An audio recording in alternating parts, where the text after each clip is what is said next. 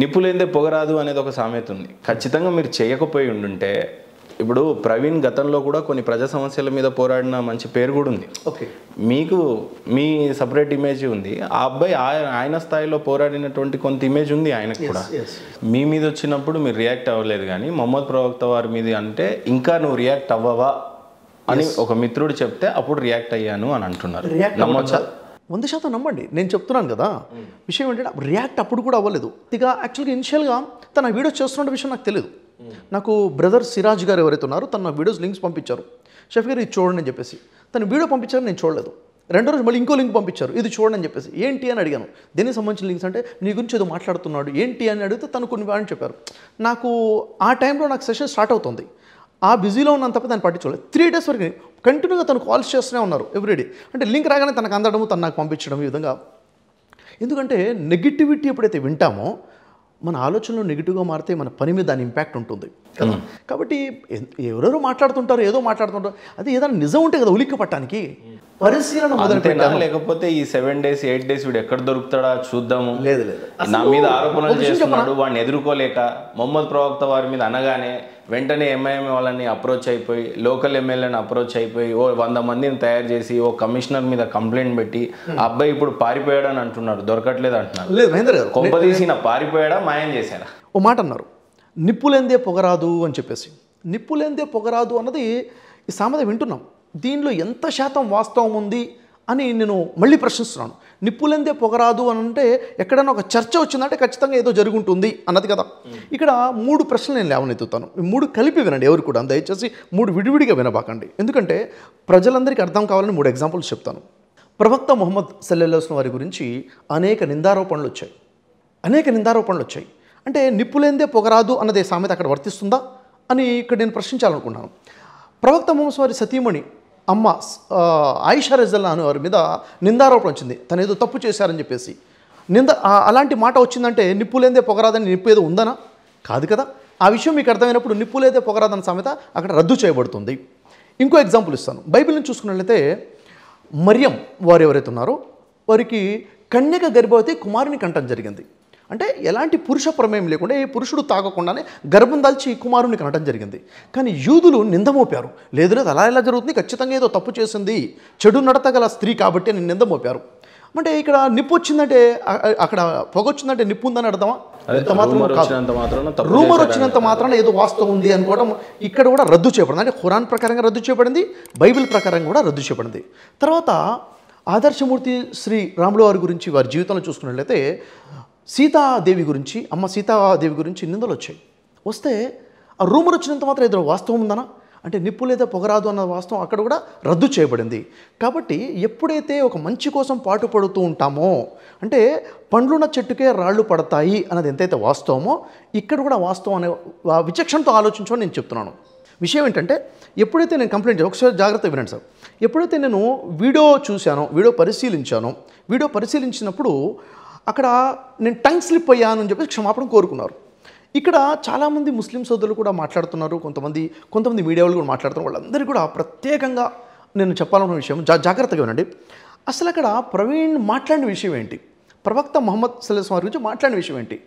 ఇక్కడ 90 సంవత్సరాలు అని టంగ్ స్లిప్ అయ్యాను, కానీ తర్వాత నేను ఖురాన్ చదివాను, అప్పుడు నాకు తెలిసింది 60 సంవత్సరాలే అని, కాబట్టి నేను క్షమాపణ కోరుకుంటున్నాను అన్నారు. ఇక్కడ ఖురాన్లో ప్రవక్త వారి వయసు గురించి ప్రస్తావన ఉండదు. అంటే ఖురాన్ చదివితే వయసు తెలిసిందన్నది కాదు. అయితే నిజంగా 90 సంవత్సరాలు అంటే ఎవరు కేసు పెట్టరండి. 90 సంవత్సరాలు అన్నంత మాత్రాన ఎవరి మనోభావాలు దెబ్బతినవు. 90 సంవత్సరాలు కాదు 63 సంవత్సరాలు ఎవరు బతికారని చెప్పేసి ఇన్ఫర్మేషన్ ఇస్తాం, అది కాదు. వారు చెప్పిన విషయాలు మీరు 2 నిమిషాల వీడియోని జాగ్రత్తగా పరిశీలిస్తే అతని ఉద్దేశం ఏంటో, అతను ఎంత విషయాన్ని చిమ్మాడో అర్థమవుతుంది. ఏమంటున్నారు? 90 సంవత్సరాలు ఉన్నటువంటి వృద్ధుడు 25 సంవత్సరాలు ఉన్నటువంటి ఒక స్త్రీని భర్త చనిపోతే పెళ్లి చేసుకున్నాడు అని చెప్తూ, దీనికి సంజాయిషి చెప్తూ ఏమంటారంటే వీళ్ళు భర్త చనిపోయాడు కాబట్టి ఆ స్త్రీ వ్యభిచారంలోకి వెళ్ళిపోతుంది, వ్యభిచారిగా మారిపోతుంది, కాబట్టి వ్యభిచారిగా మారకుండా కాపాడడం కోసం ఒక తండ్రిగా భావించి పెళ్లి చేసుకోవడం జరిగింది. పెళ్లి చేసుకుంటే భర్త అవుతాడు తప్ప తండ్రి ఎలా అవుతాడు అని చెప్పేసి హేళనగా మాట్లాడడం జరిగింది. ఇది టంగ్ స్లిప్పా అన్నది క్వశ్చన్. అదొకటి. రెండవది వారు ఏమన్నారంటే, ఎవరు చచ్చిపోయినా కానీ వాళ్ళు భార్యలను తీసుకొచ్చి ఇంట్లో వేసుకుంటే ఆదర్శమూర్తి ఎలా అవుతారు అని ఇంకో విషయం, చాలా పెద్ద విషయం. ఇది టంగ్ స్లిప్పా అన్నది నా క్వశ్చన్. తర్వాత ఆదర్శమూర్తి అవ్వాలంటే యేసు ఆదర్శమూర్తి అని చెప్పేసి యేసుతో జీసస్ క్రైస్ట్తో కంపేర్ చేశారు. ఆయన ఆదర్శమూర్తి తప్ప ఈయన ఆదర్శమూర్తి ఎలా అవుతాడు అని ప్రశ్నించి ఇద్దరిని కంపేర్ చేశారు. అంటే క్రైస్తవులకి ముస్లిమ్స్ మధ్య కంపారిజన్, జీసస్కి మొహమ్మద్ ప్రవక్తకి కంపారిజన్. అక్కడ నుంచి ఆగాడా అదే 2 నిమిషాల్లో 10 తలలున్న రావణాసుడు ఆదర్శమూర్తి ఎలా అవుతాడు? ఆదర్శమూర్తి కాదు కదా. మంది పెళ్ళాలని ఎత్తుకొచ్చేవాడు ఆదర్శమూర్తి ఎలా అవుతాడు అని ప్రవక్త ముహమ్మద్ వారిని రావణాసుడితో పోల్చడం జరిగింది. రాముడు ఆదర్శమూర్తి కానీ రావణాసుడు ఆదర్శమూర్తి కాదు కదా అని చెప్పేసి ఈ విధంగా. అంటే ఇది టంగ్ స్లిప్పా? సరే, ప్రవీణ్ గారు క్షమాపణ కోరుతూ నేను 90 సంవత్సరాలు నేను టంగ్ స్లిప్ అయిపోయాను, నన్ను క్షమించండి అన్నారు. 90 సంవత్సరాలు అనేది పాయింట్ కాదు అక్కడ. రావణాసుడితో మొహమ్మద్ ప్రవక్తని పోల్చడము, రాముడితో పోల్చడము, జీసస్తో పోల్చడము, వాళ్ళు ఆదర్శమూర్తులు వీళ్ళు ఆదర్శమూర్తి కాదని చెప్పడం. చివరికి ఏమన్నాడంటే ముస్లింలలో కూడా కొంచెం న్యూట్రల్గా ఉండేవాళ్ళు ఉంటారు కదా, వాళ్ళు ఆలోచించాలి ఈయన ఎలా ఆదర్శమూర్తి అవుతాడో అని చెప్పేసి కూడా ప్రశ్నించారు. మహేంద్ర, నేను మిమ్మల్ని అడుగుతున్నాను, ఇది టంగ్ స్లిప్ అంటారా? మీకు అనిపిస్తుంది ఇది మొత్తం వింటే? అలా అనిపించట్లేదు. లేదు అంటే 90 సంవత్సరాలు ఉంది టంగ్ స్లిప్ అంటే ఒప్పేసుకుంటాం, మిస్ఇన్ఫర్మేషన్ ఇలా చెప్పడం జరిగింది. అంటే వాస్తవానికి నేను చూడలేదు అని చెప్పాలి. మీరు చెప్పిన తర్వాత సారాంశం వింటే ఇది టంగ్ స్లిప్ కాదు అని అంటాం. టంగ్ స్లిప్ ఎలా అంటాం అంటే ముఖ్యమంత్రి రేవంత్ రెడ్డికి బదులు కేసీఆర్ అంటాం, అది టంగ్ స్లిప్. మళ్ళీ సారీ అండి అని అండి మళ్ళీ ఇది అంటాం. లేదు 90కి బదులు 60 అంటే అది కూడా టంగ్ స్లిప్. కానీ సారాంశం చెప్పిన తర్వాత టంగ్ స్లిప్ అంటే 2 నిమిషాలలో ప్రవీణ్ గారు చెప్పాలని ప్రయత్నం చేసింది ఏంటంటే ఆయన ఆదర్శమూర్తి కాదు, ఆయన ఆదర్శమూర్తి ఎలా అవుతాడు అని 3-4 సార్లు చెప్పారు. ఆదర్శమూర్తి అంటే జీసస్లా ఉండాలి, మొహమ్మద్ ఆదర్శమూర్తి కాదు అని చెప్పారు.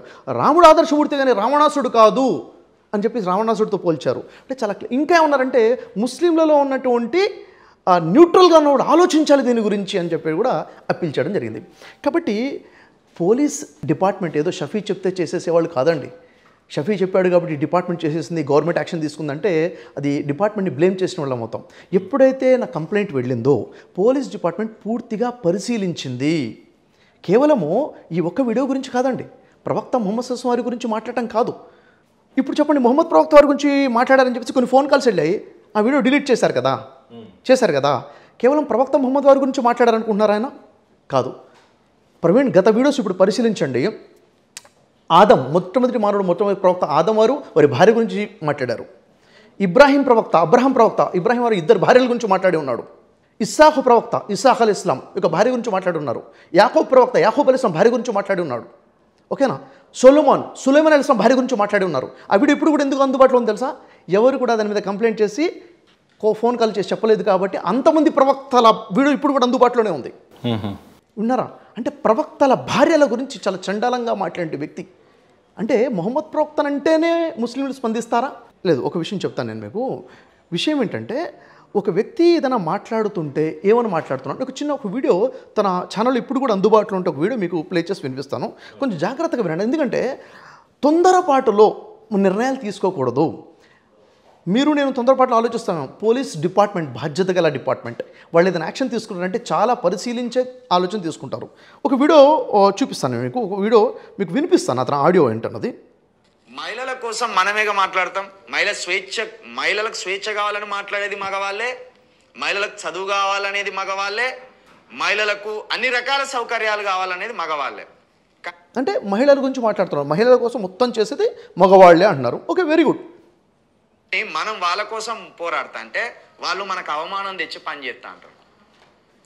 ప్రపంచంలో ఒక స్త్రీకి మగాడు విలువ తెచ్చింది కావచ్చు, కానీ ఒక స్త్రీ ఒక మగాడికి విలువ తెచ్చిన దాఖలాలు ఎక్కలేవు.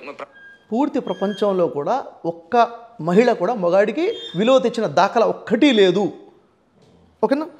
ప్రపంచ చరిత్రలో చూడు, రాముడి నుండి మొదలు పెట్టుకుంటే బైబుల్లో ఉన్న ఆదాం వరకు కూడా స్త్రీ వల్ల అవమానమే కలిగింది తప్పించి స్త్రీ వల్ల ఎవరికి ఒక్క రూపాయి మందం కూడా కీర్తి పెరగలే.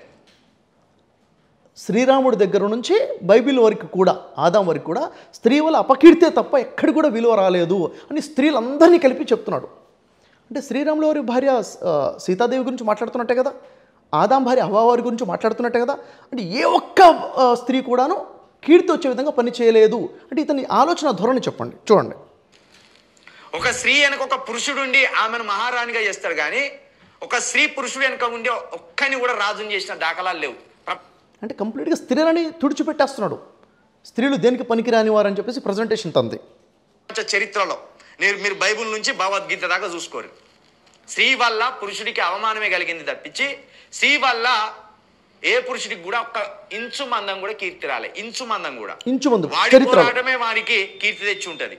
అంటే మగాడికి కీర్తి వచ్చిందంటే కేవలం మగాడు తాను చేసుకున్న పోరాటం వల్లనే కీర్తి వచ్చింది తప్ప స్త్రీ వల్ల ఇంచు మాత్రం కూడా పూర్తి ప్రపంచ చరిత్రలో ఎప్పుడు కూడా కీర్తి రాలేదు. ఇది అతని దృష్టిలో ఒక మహిళ. ఇప్పుడు చూడండి ఏమంటున్నాడు. పోరాటమే ఆ పురుషుడికి కీర్తి తెచ్చి ఉంటది. ఆ పురుషుడి ఆలోచనలే ఆ పురుషుడికి ఆ గౌరవాన్ని తీసుకొచ్చి ఉంటాయి. కానీ స్త్రీ వల్ల ఏ పురుషుడికి కూడా ఈ సమంతా కూడా గౌరవం దక్కలే. బైబిల్లో దేవుడు ఆదాము హవ్వ అనే ఇద్దరిని సృష్టిస్తాడు. మనుషులను సృష్టించి ఓ స్థలంలో ఇక్కడనే ఉండుర్రి మీరు, నేను మళ్ళీ చెప్పే వరకు మీరు ఎలాంటి ఆలోచన చేయకుర్రి అని చెప్తాడు. చెప్తే ఈమె ఉండేట్టు ఉంటుందా, ఒక చెట్టు ఉంటుంది, ఈ చెట్టు పండ్లు తినకుర్రి అని చెప్పిపోతాడు దేవుడు. దేవుడు అంటే ఫిజికల్గా కనబడాడు దేవుడు, స్వరం పరంగానే కనబడి ఇవి తినొద్దమ్మా అంటే ఊకుంటారా? ఆడోళ్ళు ఊకుంటారా? అదే పండు తిని చూపెడతాడా? ఎవరిని? ఆడవాళ్ళందరినీ చూపిస్తున్నాడు. అంటే వాళ్ళు ఊకోరు, వాళ్ళు తప్పు పని చేస్తారని చెప్పేసి ఆయన ప్రెజెంటేషన్. అప్పుడే పాపంలో పడ్డాడు. దేవుడు ఏదైతే తినద్దు అన్నాడో ఆ పండును ఆదంతో తినిపిస్తుంది హవ్వ. కథం పాపం జరిగిపోయింది. దేవుడి ఆజ్ఞను అతిక్రమించడమే పాపం అంటారు బైబుల్లో. అతిక్రమించింది హవ్వ. ఒక హవ్వే కాదు, అబ్రాహాం 2 భార్యలు, యాకోబు భార్య, ఇస్సాకు భార్య, సొలొమోనుకు సంబంధించిన ఒక ఆమె, మొత్తం స్త్రీలే. మహా రాజులను కూడా గట్టిగా ఇట్లా గంగల కలిపినాడు కలిపాను. కాబట్టి ప్రపంచంలో స్త్రీకి హక్కులను సాధించిన మగోళ్ళు ఉన్నారు, స్త్రీకి స్వేచ్ఛను సాగించిన మగోళ్ళు ఉన్నారు. కానీ పురుషుడి గౌరవాన్ని పెంచిన ఒక్క స్త్రీ కూడా ఇప్పటి వరకు ప్రపంచంలో లేదు. అంటే ప్రపంచంలో ఒక్క స్త్రీ కూడా లేదు మగాడి గౌరవం తెచ్చిపెట్టినా కీర్తి తెచ్చిన లేదని మొత్తం కంక్లూజన్ అవుతాను. అందుకే స్త్రీలకు అధికారం ఇవ్వకూడదు, స్త్రీలకు స్వేచ్ఛనివ్వకూడదు, స్త్రీలకు చదువు ఇవ్వకూడదు. స్త్రీలకి అధికారం లేదు, స్వేచ్ఛ ఇవ్వకూడదు, చదువు ఇవ్వకూడదు. మనుధర్మశాస్త్రంలో రాసుకొచ్చిండు. స్త్రీని ఇంటికే పరిమితం చేయాలి అన్నాడు మనువు. దాన్ని అంబేద్కర్ గారు మరి ఆ రోజున ఆయన ఏం ఆలోచించిండో కానీ దాన్ని కొట్టిపడేసిండు. కొట్టిపడేస్తే 78 సంవత్సరాలు దాటే వరకు. అంటే వీడియో కంప్లీట్గా చూడండి మీరు. దీంట్లో ఒక 2 నిమిషాలు ప్లే చేస్తాం నాకు సమయాన్ని బట్టి. ఇక్కడ ఏమవుతుంది అంటే స్త్రీకి స్వేచ్ఛ ఇవ్వకూడదు, అధికారం ఇవ్వకూడదు, ఏమి ఇవ్వకూడదు. ఎందుకంటే స్త్రీ అంటే కంప్లీట్గా పనికిరానటువంటి స్థాయిలో తీసుకొచ్చేస్తే అంటే స్త్రీ అంటే విలువ లేదు. ఏ స్త్రీల గురించి మాట్లాడుతున్నాడండి? ప్రవక్తల స్త్రీల గురించి మాట్లాడుతున్నాడు. మహనీయులైన శ్రీరాముడి యొక్క భార్య గురించి మాట్లాడుతున్నారు, ఆదాం భార్య గురించి మాట్లాడుతున్నారు, సొలొమోన్ ప్రవక్త భార్య గురించి, ఇబ్రాహీం అలైహిస్సలాం 2 భార్యల గురించి, ఇంతమంది ప్రవక్తల భార్యని కించపరుచుకుంటూ మాట్లాడుతూ ఏ ఒక్క స్త్రీ కూడా లేదని చెప్తున్నారండి. ఇప్పుడు నేనేమంటానంటే ఇప్పుడు పాకిస్తాన్తో మన వారు జరిగింది కదా, మరి ఇప్పుడు కమాండర్గా ఉన్నటువంటి 2 కూడా స్త్రీమూర్తిలే కదండి. 2 స్త్రీమూర్తిలే కదా భారతదేశం తరపు నుంచి పోరాడింది. అంటే స్త్రీలు లేరా? భారతదేశానికి ప్రధానమంత్రిగా స్త్రీలు లేరా? మనం అంతరిక్షానికి వెళ్ళి వచ్చినటువంటి వాళ్ళు స్త్రీలు లేరా? అంటే స్త్రీ లేకపోతే అసలు ఇతను ఎక్కడి నుంచి వచ్చాడు? స్త్రీమూర్తి లేకపోతే ప్రవక్తలైనా ఎక్కడి నుంచి పుట్టారు? ఋషులైనా ఎక్కడి ఎలా పుట్టారు? ఆ తల్లి గర్భంలో నుంచే పుట్టారు కదా. తల్లి లేకపోతే సృష్టి ఎక్కడ నుంచి చెప్పండి? అలాంటి స్త్రీ దేనికి పనికి రాదు అని చెప్పేసి ఇంత కించపరుచుకుంటూ మాట్లాడిన వీడియోలు పోలీస్ డిపార్ట్మెంట్ పరిశీలించారా? అంటే కేవలం మొన్న జరిగిన సంఘటన కాదు కానీ ఓవరాల్గా ఇలాంటివన్నీ కలిపి. అయితే మీరేమన్నారంటే వారికి చాలా చక్కటి పేరు ఉందన్నారు. హిందుత్వాన్ని, హిందూ ధర్మాన్ని కించపరిచే విధంగా తను మాట్లాడితే తన మీద ఎఫ్ఐఆర్స్ అనే విషయం మీకు తెలుసా? లేదండి. తెలుసా అండి? జూబ్లీ హిల్స్ పోలీస్ స్టేషన్లో తన మీద 1 year ముందు ఎఫ్ఐఆర్ ఉంది. సైబర్ క్రైమ్లో తన మీద ఎఫ్ఐఆర్స్ అనే విషయం మీకు తెలుసా? ఎలాంటి ఎఫ్ఐఆర్స్ ఇవన్నీ? శ్రీరాముల వారిని, లక్ష్మణుని, సీతాదేవిని కించపరిచే విధంగా తను కామెంట్ చేస్తే దాని మీద ఎఫ్ఐఆర్స్ అయ్యాయి. ఇది పోలీస్ డిపార్ట్మెంట్కి తెలుసు కదా, మీకు తెలియకపోవచ్చు, నాకు తెలియకపోవచ్చు. ఇప్పుడు దీని గురించి మీకు చిన్న వీడియో ప్లే చేసి చూపిస్తాను. చికోటి ప్రవీణ్ గారు తెలుసు కదా, ధర్మరక్షణ సంస్థ ఎఫ్ఐఆర్ ఫైల్ చేసింది, కంప్లైంట్ ఫైల్ చేసింది. ఏమన్నారు చూడండి. జై శ్రీరామ్ అండి. చికోటి ప్రవీణ్ మాట్లాడుతున్నారు. మన గవర్నర్ ఒక స్టేట్మెంట్ ఇవ్వడం జరిగింది. ప్రతి ఒక్క గర్భిణీ స్త్రీ రామాయణం పారాయణం కానీ మరియు గీత పారాయణం చేస్తే మంచిదని చెప్పి ఒక హిందూ సెంటిమెంటల్గా ఒక స్టేట్మెంట్ ఇవ్వడం జరిగింది. దీనికి కౌంటర్గా ఒక లుచ్చా యాదవ్, మరి అది జర్నలిస్ట్ ముసుగులో ఉన్న ఒక యాంటీ హిందూ సోషల్ ఎలిమెంట్, వాడి పేరు చిల్కా ప్రవీణ్, అతి దారుణంగా మన కోట్లాది మంది విశ్వసించే రాముడిపై, సీతపై, లక్ష్మణుడిపై అనుచిత వ్యాఖ్యలు చేస్తూ వాడు ఒక ట్విట్టర్ రిలీజ్ చేసినాడు. దానికి సంబంధించి మా యొక్క సంస్థ ధర్మరక్ష సంస్థ ఇవాళ ఫిలింనగర్ పోలీస్ స్టేషన్లో మరియు సైబర్ క్రైమ్స్లో రిపోర్ట్ చేయడం జరిగింది. వాడిపై కేసు కూడా కట్టారు. కానీ అరే చిల్కా ప్రవీణ్, నోటికొచ్చినట్టు మాట్లాడితే ధర్మరక్ష సంస్థ ఊకోదు, చికోటి ప్రవీణ్ ఊకోడు, మరి ఏ ఒక్క హిందూ సోదరుడు హిందూ వీరులు ఊకోరు. రోడ్డు మీద కనబడితే కుక్కని కొట్టినట్టు కొడతామని చెప్తున్నా. నువ్వు నమ్మకపోయినా మాకు అయ్యేదేం లేదు. మా దేవుళ్ళ జోలికి కోట్లాది మంది విశ్వసించే మా ఆరాధ్య దైవాలను ఎవరన్నా అంటే మాత్రము రోడ్డు మీద తోలు తీస్తాం బిడ్డ అని చెప్పి ధర్మరక్ష సంస్థగా తరఫున నేను హెచ్చరిస్తున్నా. మరి ప్రతి ఒక్క హిందూ సోదరుడు గమనించాల్సిన విషయం, ఇవాళ ఏ నా కొడుకు పడితే ఆ నా కొడుకు మరి మన దేవుళ్ళ గురించి నోటికొచ్చినట్టు మాట్లాడుతున్నారు. హిందూ సోదరులందరూ కూడా ఏకమే ఇసుంటి నా కొడుకులు రోడ్డు మీద కనబడితే కుక్కను కొట్టినట్టు కొట్టి కుక్క కాటుకు చెప్పు దెబ్బ లెక్క సమాధానం ఇవ్వాల్సిన టైం ఇది. ఎవరైనా ఊరుకుంటే మాత్రము మన హిందూ ఒక ఐకమత్యం కోల్పోతుంటాము. ప్రతి ఒక్కరు కూడా ప్రతి హిందూ సోదరుడు స్పందించాల్సిందిగా మనవి చేస్తూ జై శ్రీరామ్, జై జై శ్రీరామ్. చికోటి ప్రవీణ్ గారు ధర్మరక్షణ సంస్థ తరపు నుంచి 1 year బిఫోర్ అప్పుడే హిందూ దేవతలకు సంబంధించి నెగిటివ్గా మాట్లాడని ఎఫ్ఐఆర్స్ బుక్ అయి ఉన్నాయి. ఇది పోలీస్ డిపార్ట్మెంట్ తెలియదా అంటా నేను. అంటే పోలీస్ డిపార్ట్మెంట్ మొత్తం స్టడీ చేస్తుంది. మీరు బిజీ ఉండొచ్చు, నేను బిజీ ఉండొచ్చు. మనం ఒక కంప్లైంట్ ఇవ్వగానే వాళ్ళు యాక్షన్ ఎందుకు తీసుకుంటున్నారు? కంప్లైంట్ ఇవ్వగానే పోలీస్ డిపార్ట్మెంట్ కళ్ళు మూసుకొని కంప్లైంట్ తీసుకోదండి. బ్రదర్ షఫీ వచ్చేసాడు అని చెప్పేసి ఏముంటుంది అక్కడ. ఇప్పుడు బయట ఒక సర్క్యులేషన్ కూడా నా వరకు వచ్చింది. నేను కూడా అనుకున్నదే, ఇంకా వేరే వాళ్ళ మీద ఎత్తడం ఏంటికి. బ్రదర్ షఫీ గారు చేసినటువంటి పాపాలు తప్పులను కప్పుపుచ్చుకోవడానికి ఎక్కడ ఏం దొరకనప్పుడు మొహమ్మద్ ప్రవక్త వారిని ఒక మాట అన్నాడు, జారిపోయాడు కాబట్టి ఆ కేసు బలంగా పెట్టారు. ఇంకా అబ్బాయిని బ్లాక్మెయిల్ చేసి ఏదో లోపలికి పంపించే ప్రయత్నం చేస్తున్నారు అని అనుకున్నాం. ఇవన్నీ కూడా అపోహలు. వాస్తవంగా ఇంత కాదు. ఇప్పుడు బ్రదర్ షఫీ ఒక కంప్లైంట్ మాత్రమే ఇచ్చాడు. నా వ్యక్తిగతంగా నన్ను ఈ విధంగా దూషిస్తున్నాడు, నాకు చేస్తున్నాడు. ప్రవక్త వారి గురించి ఈ రకంగా అనడము, లేకపోతే ఇంతకు ముందు రాముల వారిని సీతా తల్లి దేవిని అలా అన్నారని ఆయన అనుకుంటే ఇక్కడ ఒక విషయం చెప్తాను సార్. ఇక్కడ చాలా మంది ఎఫ్ఐఆర్స్ ఎందుకు చేసుకుంటూ వచ్చారు తెలుసా? వీడియో డిలీట్ చేశాను అంటున్నాడు కదా. వీడియో లైవ్లో అందుబాటులో ఉంది.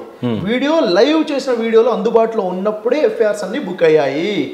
ఆ తర్వాత లైవ్ లోంచి కట్ చేసి తీసేయడం జరిగింది అప్రమత్తమయ్యి. అంటే వీడియో డిలీట్ కాకుండా లైవ్ లో ట్రిమ్ చేశారని అంటున్నారు. నార్మల్గా అప్లోడ్ చేసిన వీడియో డిలీట్ చేశాడే తప్ప లైవ్లో అలాగే ఉంది. లైవ్ ఫుల్ లెంత్ వీడియో అది అలాగే సర్క్యులేట్ అవుతూనే ఉంది. అది ఎప్పుడు ఎఫ్ఐఆర్స్ బుక్ అయిన తర్వాత తను అది ట్రిమ్ చేసి తీసేయడం జరిగింది. అంటే ఇక్కడ టంగ్ స్లిప్ కాదు, ఉద్దేశపూర్వకంగా మాట్లాడారు. ఈ ఒక్కసారే మాట్లాడలేదు, గతంలో కూడా మాట్లాడి ఉన్నారు. కేవలం మొహమ్మద్ ప్రవక్త వారి గురించే మాట్లాడలేదు, అనేక మంది ప్రవక్తల గురించి మాట్లాడి ఉన్నారు. ప్రవక్తల సతీమణుల గురించి మాట్లాడి ఉన్నారు, సీతాదేవి గురించి మాట్లాడి ఉన్నారు, ప్రవక్తల భార్య నుంచి మాట్లాడి ఉన్నారు, హిందూ దేవదేవతల గురించి మాట్లాడి ఉన్నారు. ఈరోజు నా గురించి, నా భార్య గురించి, నా కుటుంబం గురించి కూడా మాట్లాడడం మొదలుపెట్టాడు. ఇలాంటి వ్యక్తికి చెక్ పెట్టాలి కదా సార్. మరి పోలీస్ వ్యవస్థ ఎప్పటివరకు చూస్తుంది? ఖచ్చితంగా పోలీస్ వ్యవస్థ దాని యాక్షన్. ఎందుకంటే నేను చట్టాన్ని నమ్మే వ్యక్తిని మహేంద్ర గారు. నేను చట్టాన్ని నమ్ముతాను, ధర్మాన్ని నమ్ముతాను, ధర్మంగా బతకని చెప్తాను, చట్టానికి లోబడి ఉండవని చెప్తాను. ఎప్పుడు కూడా చట్టానికి మీరి, చట్టానికి వ్యతిరేకంగా ఏ పని నేను చేయను. ధర్మానికి అధిగమించి ఏ పని చేయలేదు, నేను చేయను. ఎందుకంటే ధర్మో రక్షిత అని నమ్మే వ్యక్తిని. మనం ఎప్పుడైతే ధర్మాన్ని కాపాడతామో ధర్మమే మన కోసం నిలబడుతుంది. సత్యం మీద ఉంటే సత్యమే జయం ఉంటుంది అని చెప్పేసి. అయితే ఒక విషయం గమనించాలి. ఇక్కడ మీకు ఈ క్లారిటీ ఇచ్చాను. ఎక్కడైతే నిప్పులెందే పొగరాదు అన్నది ఆ సామెత కొట్టేయబడుతుంది. ఎందుకంటే గ్రంథాల వెలుగులో తప్పది. మన పూర్వీకులు ఇప్పుడు మన మీద నిందలు వచ్చినప్పుడు పాండవులు ఉన్నారు, కష్టకాలం వాళ్ళకి రాలేదా? రాముల వారికి కష్టకాలం రాలేదా? ప్రవక్త జీసస్ వారికి కష్టకాలం రాలేదా? మొహమ్మద్ ప్రవక్తకి వచ్చాయి కదా.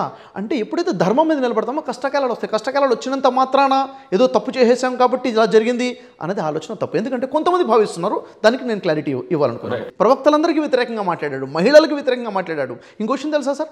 ఇంకో విషయం చెప్తాను నేను మీకు. చాలామంది అడిగారు, నిజంగా బ్రదర్ షఫీ తప్పే చేస్తుంటే ఆయన మీద కేసు పెట్టండి అన్నారు. ఆయన కేసు ఫైల్ చేయలేదు. ఎందుకు ఫైల్ చేయలేదు? ఆధారాలు లేకనా? లేక ఎందుకంటే 2 రీజన్స్ అండి. ఫస్ట్ ఆధారాలు లేక, ఇంకో రీజన్ ఉంది. ఆ రీజన్ అంటే మీకు చెప్పమంటారా? చెప్పండి. చట్టం అంటే నమ్మకం లేదు ఆయనకి, కోర్టు వ్యవస్థ మీద నమ్మకం లేదు. అగౌరవంగా మాట్లాడతాడు. మీకు వీడియో వినిపిస్తాను. చట్టానికి వ్యతిరేకంగా అసలు చూడండి ఏం మాట్లాడతాడో వినండి ఒకసారి. ఈ చట్టానికి దళితుల అరుపులు వినబడవు, దళితుల గోసలు కనబడవు, దళితుల ఆర్తనాదాలు ఈ రాజ్యానికి వినబడవు. కాబట్టి దళితుల మీద దాడి జరిగితే తిరిగి ప్రతి దాడి ద్వారానే ఈ దాడులను కట్టడి చేయాలి. దాడి జరిగితే ఏం చేయాలంట? ప్రతి దాడి చేయాలి. అంటే చట్టాన్ని ఆశ్రయించాలని చెప్పట్లేదు. ప్రతి దాడి ద్వారానే ఈ దాడులను కట్టడి చేయాలి. హింస జరిగితే ప్రతి హింస జరిగితేనే ఈ దాడులు ఆగుతాయి, లేకపోతే ఈ దాడులు ఆగవు. నువ్వు అరిచినా ఈ చట్టానికి హింస జరిగితే ఏం చేయాలంట? ప్రతిహింస చేయాలి. ఇంకా చెప్తాడు తను ఆ వీడియో కంప్లీట్గా మీరు వింటే మీకు అర్థమవుతుంది. పరిష్కారం ఏంది? నేను ఒక్కటే చెప్తున్నా, 1000 ఏళ్లుగా ఎవడో దాడి చేయడం, మాకు న్యాయం కావాలని రోడ్లెక్కి దళితుడు అరవడం, 1000 ఏళ్లుగా ఇదే జరుగుతున్నది. మీకోసం ఎవడో ఆకాశం నుండి ఊడిపడడు.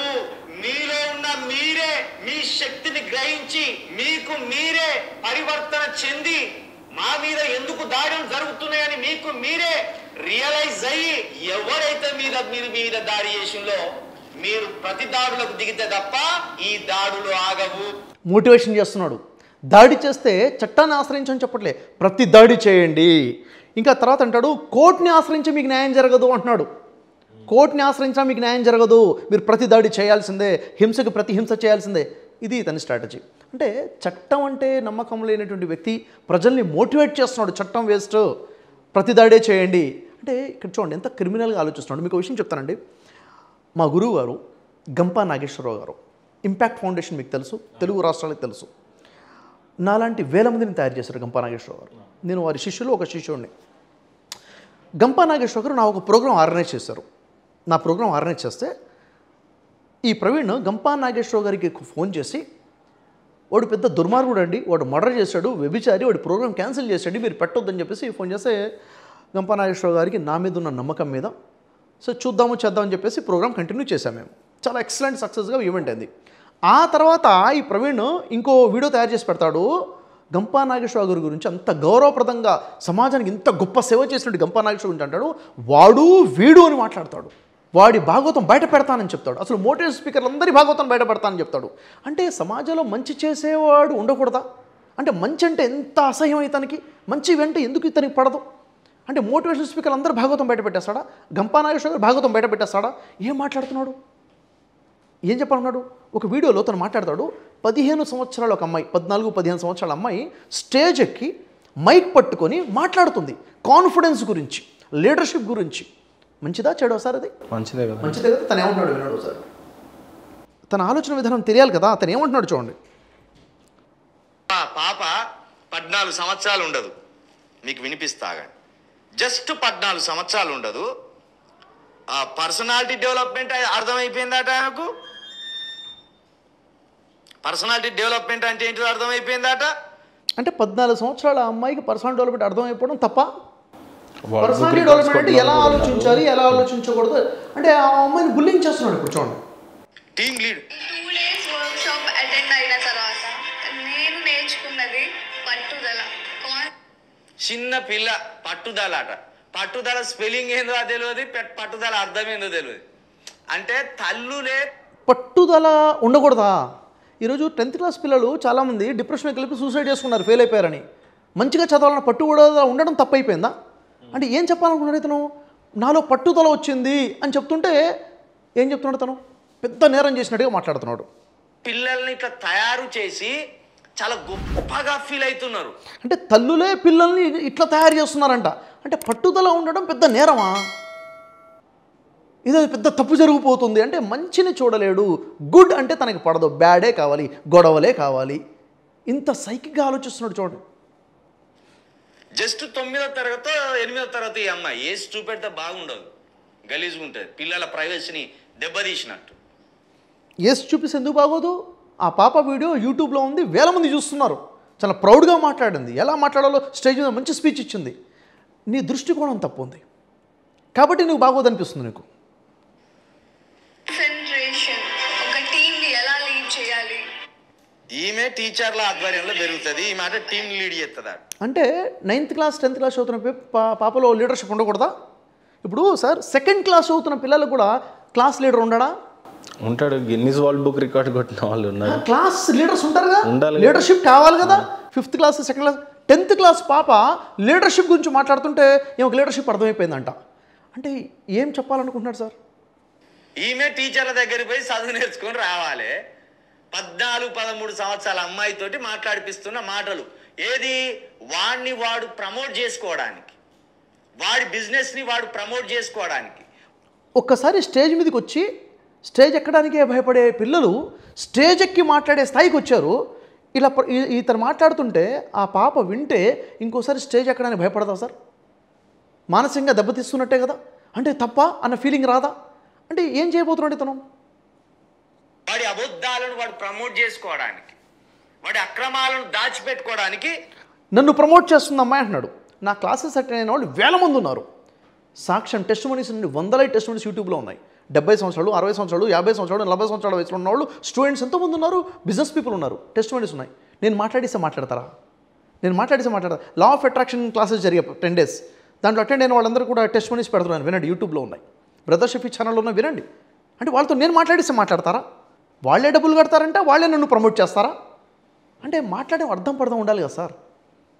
చిన్న చిన్న పిల్లలతోటి కూడా వీడు గొప్పోడు, పర్సనల్ డెవలప్మెంట్ అంటే ఏంటి, టీం అంటే ఏంటి, అసలు టీం అంటే ఏంటిది తెలుసా? 13 సంవత్సరాల అమ్మాయికి టీం అంటే ఏంటిది అనేది.